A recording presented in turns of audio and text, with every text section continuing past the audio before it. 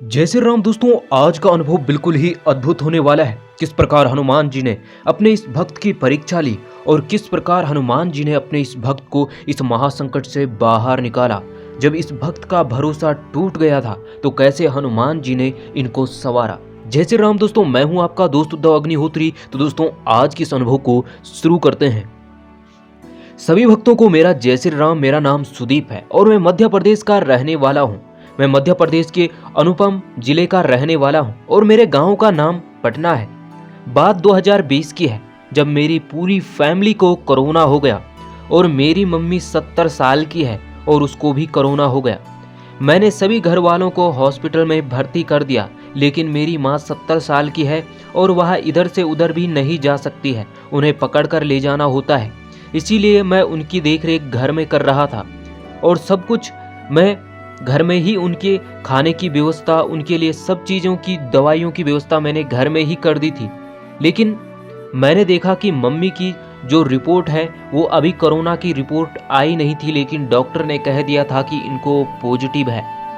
और मुझे लगा था कि मेरे हनुमान जी सब ठीक करेंगे। और मैंने उस दिन कोरोना की रिपोर्ट आने वाली थी और उस दिन मैंने हनुमान चालीसा का 100 पाठ किया।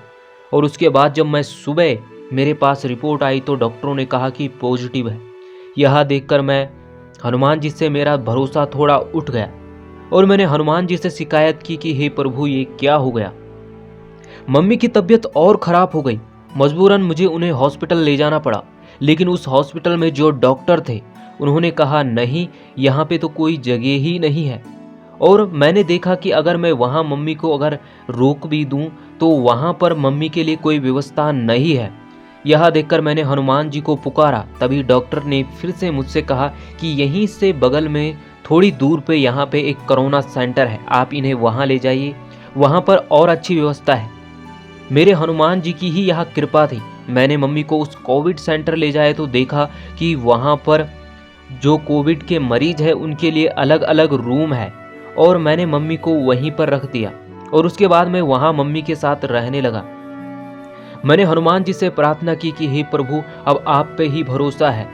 और हनुमान जी की कृपा तो देखिए, कोई भी डॉक्टर किसी के घर वालों को वहाँ पे रुकने नहीं दे रहे थे और उन्होंने मुझे रुकने दिया।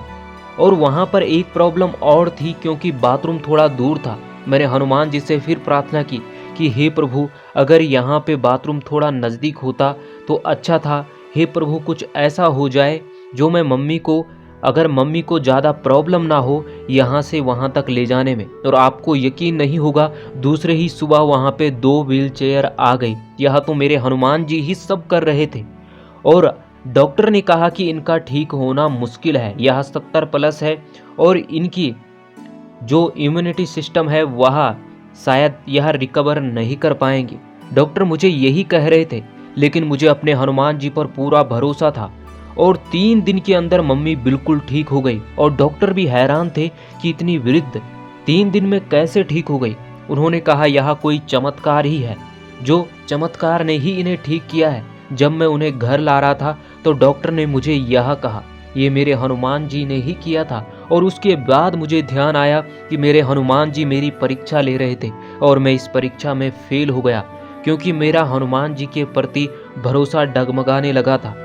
मेरे हनुमान जी ने ही कैसे कैसे इस मुसीबत में मेरी मदद की, मुझे तब ध्यान में आया। जब मैं हनुमान जी को पुकार रहा था तो कैसे हनुमान जी मेरी मदद कर रहे थे।